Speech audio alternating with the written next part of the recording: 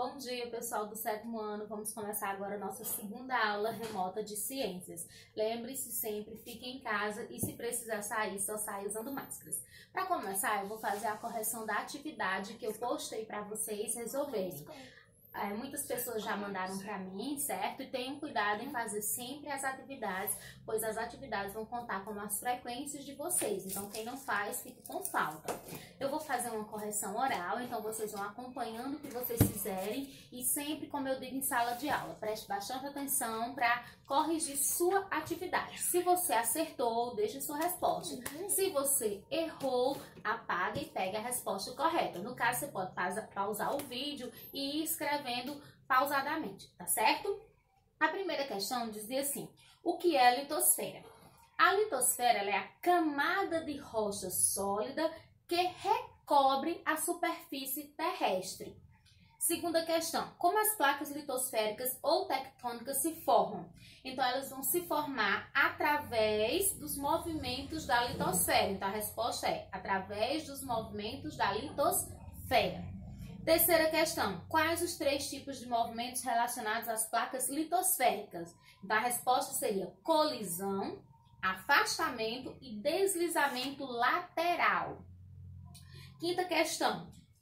Quarta questão, na verdade, defina a teoria da deriva dos continentes. Então, essa era uma teoria que diz que as placas litosféricas juntaram-se e afastaram-se várias vezes ao longo da história do planeta.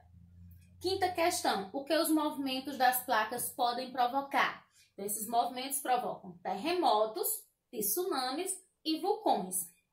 Sexta questão: o material expelido pelos vulcões se chama magma ou lava? Chama-se lava. Então, você marcaria um X no segundo parênteses. Sétima questão: por que tantas pessoas moram próximas aos vulcões?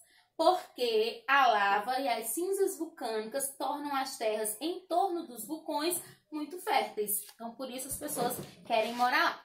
Então, concluída a nossa correção, né, do nosso conteúdo, e nós vamos agora iniciar o próximo conteúdo. Esse próximo conteúdo, nós vamos falar sobre a classificação dos seres vivos. Ele é um conteúdo que é um pouco extenso, então nós vamos trabalhar de 2 partes. Hoje a gente vai falar um pouco, na próxima aula eu continuo falando desse assunto para finalizar, e hoje eu passo a atividade, na próxima aula eu passo a atividade novamente, tá certo?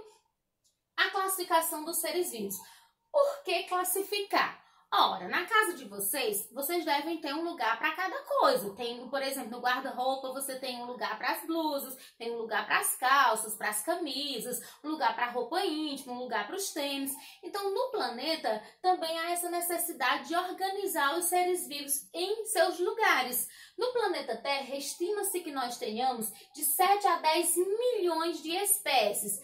Destas, apenas 1,5 milhão de espécies já foram catalogadas, descritas e estudadas pelo homem. Ou seja, nós ainda temos mais de 8 milhões de espécies no planeta que não foram estudadas nem descritas pelo homem. Então, qual a importância? É importante estudar os animais, descrever, classificar cada um no seu lugar, porque através disso o homem consegue descobrir melhor, identificar, conhecer melhor os habitats, ou seja, os lugares onde esses animais moram. Eles podem também criar maneiras melhor de proteger a biodiversidade, protegendo esses seres vivos também. E também para usos na indústria farmacêutica, para fazer medicamentos, certo? Então, essa necessidade da classificação, ela não é de hoje que ela existe. Então, há muito tempo houve-se essa necessidade. Os cientistas foram vendo que, como há muitas espécies no planeta, era necessário classificar.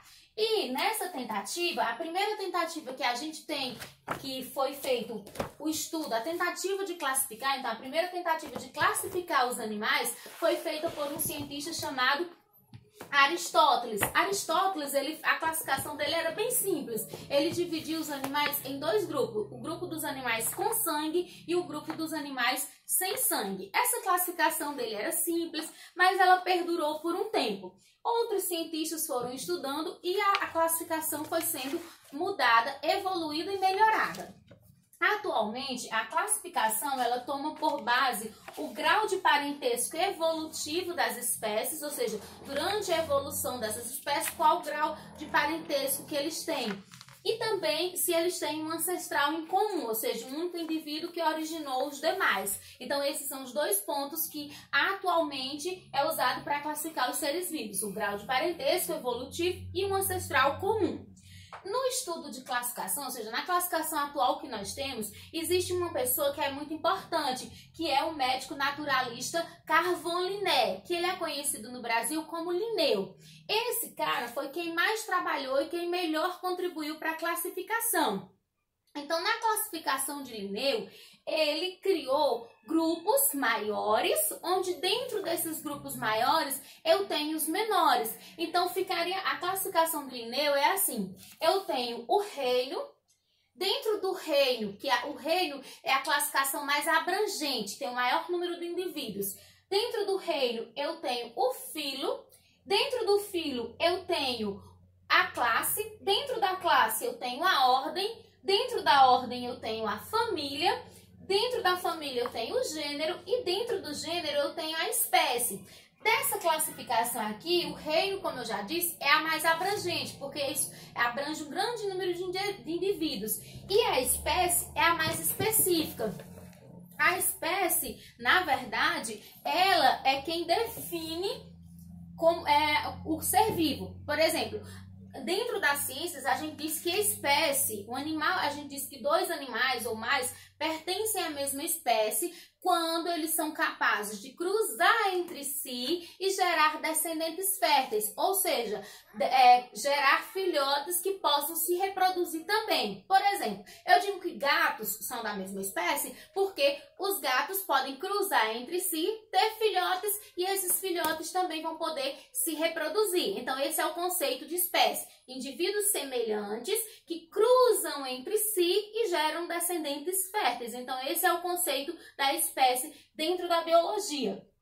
Aí, a partir daí, nós vamos ter o que a gente chama de nome científico. O nome científico é o nome que é dado pela ciência para uma espécie de ser vivo, que pode ser uma planta, pode ser um animal, um fungo, uma bactéria. Esse nome, ele existe para quê? O nome dos animais, eles mudam muito de uma região para outra. Por exemplo, de um país para outro. Aqui no Brasil, nós chamamos gato de gato, cachorro de cachorro. Nos Estados Unidos, gato é cat, cachorro é dog. E muda essa nomenclatura de um país para outro.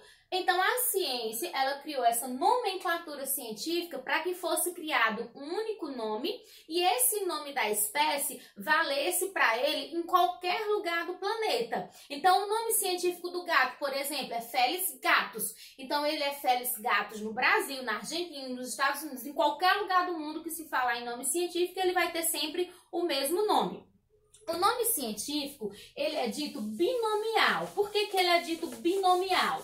Porque ele é constituído a partir de duas palavras. Deixa eu dar um exemplo para vocês. Por exemplo, esse nome aqui, Tabebuia alba. Tabebuia alba é o nome científico do ipê amarelo, certo? Aí, como eu disse para vocês, ele é constituído de duas palavras. Duas. Então, esse nome científico, ele é escrito geralmente em latim, porque o latim é uma língua morta, para que não sofra mais variação. Ele é em latim ou latinizado. Ele vai ser sempre escrito. Se você está digitando no computador, você tem que ir lá na ferramenta de itálico e deixar ele em itálico.